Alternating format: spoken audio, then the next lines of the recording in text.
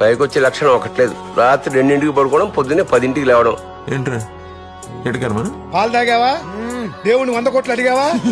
అడుగుతావరా, నీ సొమ్మేం పోయింది? మీరు సిగరెట్లు తక్కువ తాగండి నాన్న, మీ ఆరోగ్యం పాడైపోతుంది. నువ్వు టోటల్ గా నా సిగరెట్ కాల్చడం మానే, నీ ఆరోగ్యం బాగుపడుతుంది. చిక్కుబుక్కు రైలి తెల్లారిందిక లేలే. ఇదేంట్రా? వేకప్ కాల్ నాన్నగారు. ఎప్పుడు ఏస్తావు లైన్ నాన్నగారు. అమ్మాయిల్ని లవ్ గివ్ అంటూ ఫోన్లలో హెరాస్ చేస్తే ఎవరిని తీసుకెళ్ళి లోపలేస్తారు? మిమ్మల్ని.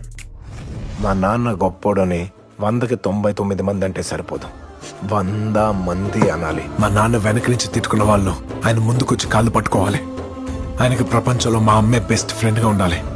ఆయన కొడుకు విషయంలో ఓడిపోయినని ఒక్క క్షణం కూడా ఫీల్ అవ్వకూడదు. భార్య అంటే నచ్చి తెచ్చుకునే బాధ్యత, పిల్లలు మొయ్యాలనిపించే బరువు. కానీ నా దృష్టిలో నానంటే ఓ మర్చిపోలేని జ్ఞాపకం. ప్రతి కథకి ఓ హీరో ఉంటాడు. తను ఎంత పెద్ద కష్టం దాటితే అంత గొప్పోడవుతాడు.